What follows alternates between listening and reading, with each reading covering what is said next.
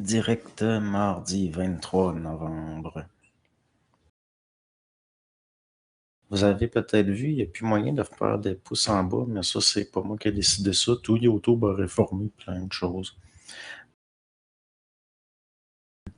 Il y avait jadis la guillotine au Québec. Non, nous, c'était les bois de justice, c'est-à-dire des potences avec des cordes. Pourquoi se compliquer la vie? Hein? C'est pour ça qu'on complique tout, finalement. On se complique la mort.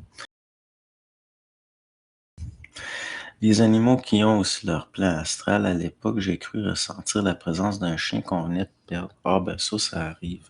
Il y a même Jean Prieur a parlé des les, euh, les manifestations spectrales d'animaux. Donc, mais c'est les vivants qui vont donner l'énergie pour ça, puis qui vont réactiver une mémoire par leur affectivité dans le souvenir. Donc, les gens ont de la difficulté à formuler des questions ou écrire des phrases. Et toi, Berthold, tu finis? Pas tes phrases. Ben, l'affaire, c'est que je m'auto-censure à mesure, étant donné que je parle souvent sans, je réfléchis pas. Souvent, c'est exactement comme je vais dire quelque chose que je me rends compte qu'il ne faut pas que je le dise. Ou que c'est pas le temps que je le dise, ou que pour toutes sortes de raisons, il faut pas que je le fasse. Donc, je suis obligé, je peux pas, je pense pas avant de parler, donc je peux pas penser à ne pas dire quelque chose avant de le dire ou avant d'être sur le point de le dire. Donc, oui, ça arrive. Quel est ton ressenti suivant les informations nouvelles concernant les bâtiments énergétiques? Que serait Église, cathédrale, éventuellement le grand mensonge sur les réinitialisations de l'humanité? Ben, de tout temps, il y a eu des initiés de la connaissance qui connaissent certaines sciences liées à la forme, puis à la géométrie. Et c'est toujours à eux qu'on a confié la construction des temples et des palais.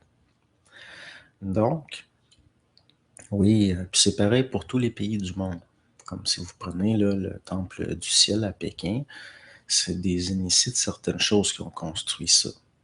Si vous regardez les dugongs, c'est-à-dire les structures de la charpente, il y a une science là-dedans qui est là pour créer, faire en sorte d'amplifier certaines choses. Mais comment les aider de cette emprise astrale sans trop les mêler? Vous savez, on fait pas ce qu'on veut, puis je remarque de plus en plus que il y a des forces qui font en sorte que ça accomplisse des programmations, puis il semblerait qu'on peut pas.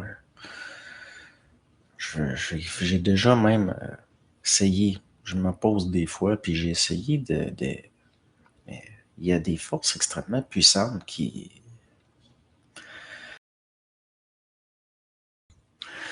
Il y a des endroits qui sont anodins, puis pourtant, il y a des choses liées à ces endroits-là qui ne sont pas anodins. Hier, qu'est-ce que j'ai écouté hier? J'ai écouté André Pitre, là, son affaire de réinformation. Je sais plus si c'était celui d'aujourd'hui ou celui de la veille. Puis il montrait des images qui ressemblent étrangement à un début de guerre civile, notamment aux Pays-Bas. Puis il parlait de l'Autriche, puis de l'Écosse aussi, qui ont un pic de mort de nouveau-nés, même de femmes qui ont accouché de bébés morts avant l'accouchement. Puis j'ai ressenti une forte j'ai ressenti vraiment une certaine colère. Puis je repensais à justement Dark Mist, qui a pas l'air de comprendre les affaires de serment de cœur puis tout ça. Mais moi, je changerai jamais d'idée là-dessus. Les gens qui sont responsables de ça, j'aurais aucune pitié. Je peux pas faire autrement, ça me met trop en colère. Dans le sens que c'est tellement contre les lois de la vie, ça va tellement contre les lois de la vie que il faut que ça retourne, dans le sens que certaines forces qui engendrent la mort doivent retourner là, d'où elles viennent, dans le sens que, en tout cas, ça m'a tellement. J'aime autant rien dire sur ça. Pas terminer tes phrases sans même penser, c'est intéressant. Comme une responsabilité psychique de ton contact qui s'ajuste aux gens vulnérables. C'est quasiment plus moi qui ajuste mon contact. Parce que si je parlais librement, là, blablabla, ben, je serais en danger. Je me mettrais en danger, je ferais des problèmes. C'est là que je me rends compte que ce qui est en dehors de l'ego n'est pas nécessairement conscient au sens de l'ego en tant que préservation. Donc, vous savez, on n'a pas tous la même programmation, puis on n'a pas tous les mêmes mandats. Puis il y en a parmi nous qui auront au cœur à mort à amener une guerre, dans le sens qu'il s'agit bel et bien d'une guerre. Mais c'est pas tout le monde qui veut le voir. Il y a encore des restants de spiritualité qui font qu'on est porté à moraliser ça. Mais c'est justement lié à ce qui est testé, donc à quoi ça sert l'initiation astrale? Ça, c'est intéressant. Ben, ça sert à l'évolution de l'âme. Évolution entre guillemets qui sont entre parenthèses. Donc, quand tu penses pas, tu vois les choses plus d'une manière personnelle. Donc, la pudeur. Oui, mais c'est important, la pudeur. Les gens pensent souvent que c'est lié à l'éducation, puis pas vraiment, je veux dire, même les animaux ont une pudeur. Donc, les oppositions, oui. Miroir, miroir, bon. Synchronicité. Intérêt pour les choses occultes sonne pour moi comme un intérêt pour le patinage, oui. Ben, ce qu'on pourrait appeler les gens qui ont soif de l'occulte. Occulte, ça veut juste dire caché, voilé. Donc, des gens qui ont soif de chiquer des voiles, c'est étrange. Ce qui est derrière ça, qui n'est pas encore intégré, c'est la soif de clarté. Mais c'est encore l'intellect va venir tout brouiller ça. Puis ça devient un intérêt pour le mystère, puis les choses, bon. Mais il y a l'esprit derrière qui...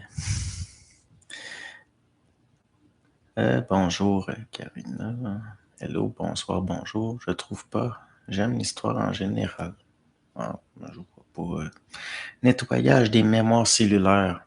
J'en pense quoi? Je sais que les cellules, en quelque sorte, ont un mental, mais au niveau de la mémoire, c'est que les cellules seraient électriquement liées à des plans où il y a d'emmagasiner de l'information structurelle, puis aussi des pulsations, semble-t-il. Mais la mémoire des cellules, c'est la première fois que j'entends parler de ça. La mémoire, à moins qu'on parle de comme un neurone, au niveau neuronal. Est-ce que l'âme nous appartient? Ben, l'appartenance au sens d'une possession, c'est une notion psychologique, mais ça vient pareil de l'occulte, ça. Dans le sens que la possession, c'est un contrôle. Vous savez, là, au sens littéral, là, comme la possession. Donc, est-ce que l'âme nous appartient? Là, c'est autre chose. Au sens comme d'une maîtrise ou d'un droit, qui sont des notions psychologiques. Donc, c'est subtil, là. Est-ce que l'âme nous appartient? Moi, ça me dit que non. Parce qu'il y a quelque chose de rattaché à du collectif. Ça pourrait expliquer certaines choses. Mais comment est-ce qu'on date une roche? C'est par rapport à ce qui est préétabli au niveau des âges de la Terre, puis de la formation, la trame qu'on donne à la formation de la Terre, l'histoire de la Terre. Telle roche qui est sédimentaire, on va dire, elle date de telle période, mais il y a quelque chose là qui vient pas de vous, qui vient d'un collectif puis de votre formation, puis les faits, eux, les faits en eux-mêmes, ce que je veux dire, il y a des erreurs possibles au niveau de ce que les collectifs ont créé comme structure de connaissances pour filtrer ce qu'on pourrait appeler le réel. Donc, j'ai connu des géologues, Puis, il y en a beaucoup par ici. Puis, oui, c'est arrivé que la façon de voir le terrain, si on peut dire, était obligé de la changer pour la réajuster aux connaissances, à des connaissances nouvellement acquises.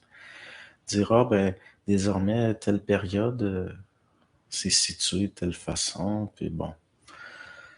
C'est comme les archéologues là, qui font l'archéométrie ou ces choses-là.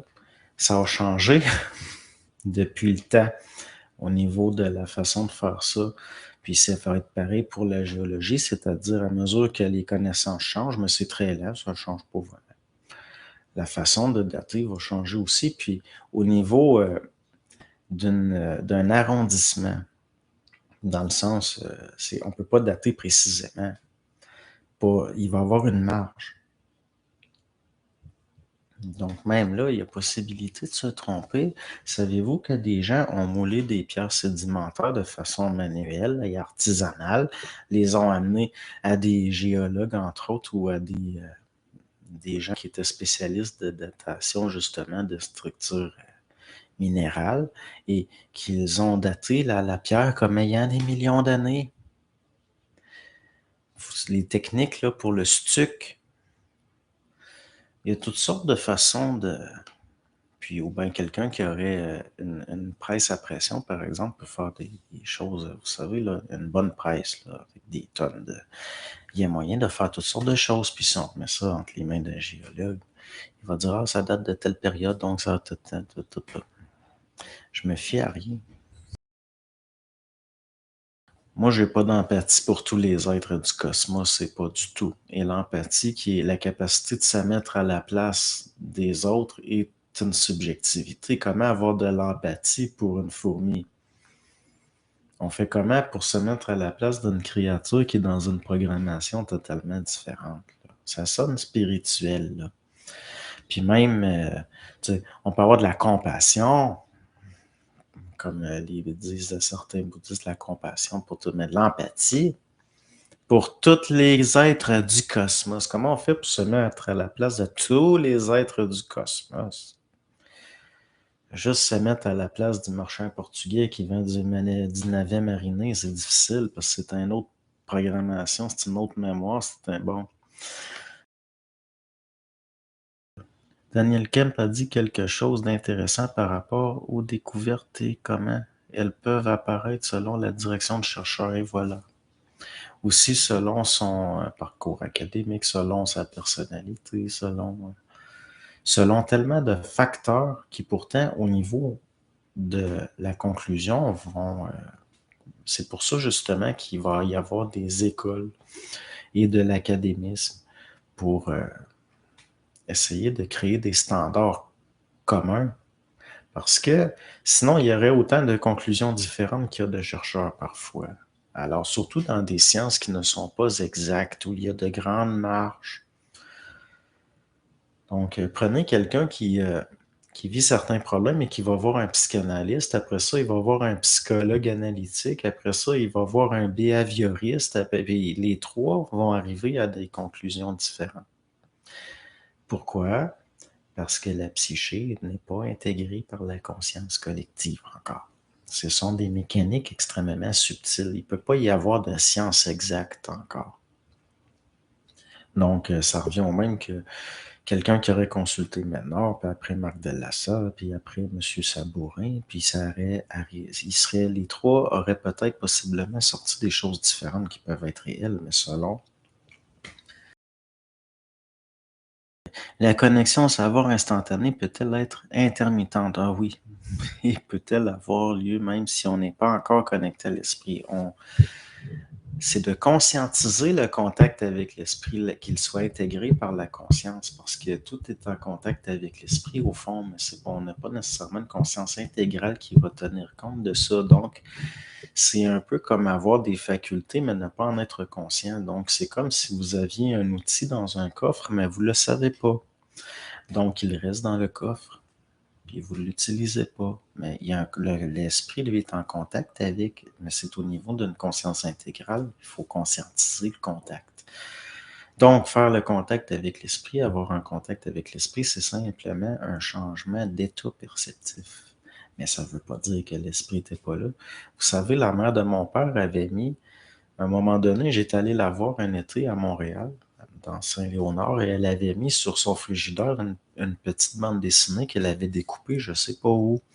Et dessus, on voyait un homme qui attendait l'autobus comme pensif, puis on voyait qu'il passait, il disait, Esprit, es-tu là? Puis juste derrière, on voyait dessiner une grosse main qui sortait des nuées, là, sur le bord de lui faire une pichenette par la tête. Donc, ça peut être surprenant des fois. La mort, c'est seulement un passage. Je dirais que c'est un entrepôt. Puis même une salle de recyclage, un centre de tri. Puis un processus. Disons que c'est un processus.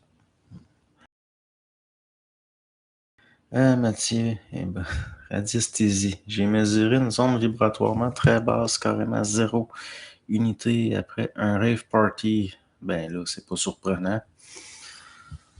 C'est pas surprenant. Moi, là, tout ça, on est dans du tribal, là, les rave parties. On est dans des réminiscences de forces extrêmement primitives. Donc, j'ai jamais compris ça, pourquoi il y a du monde qui font des. Ben, je comprends pourquoi, je comprends comment c'est possible, mais je peux pas avoir d'empathie. Je me le demande, peut-on faire une distinction entre densité et dimension? Non, j'ai l'impression que non. C'est très intéressant, ça. La densité serait une dimensionnalisation. Mais s'il y a un dégradé dans la même dimension au niveau d'une densité, ça serait une dimension en elle-même. La densification, en tant que principe, aurait sa propre dimension qui interfère avec d'autres.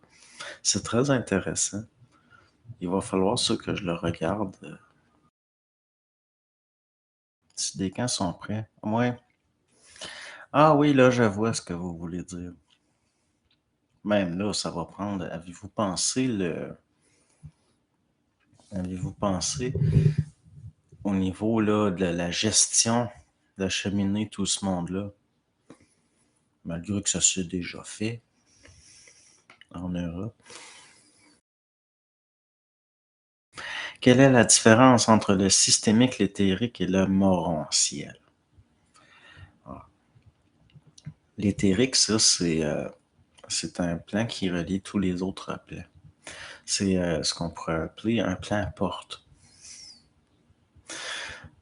Donc, c'est une bonne façon de s'en souvenir.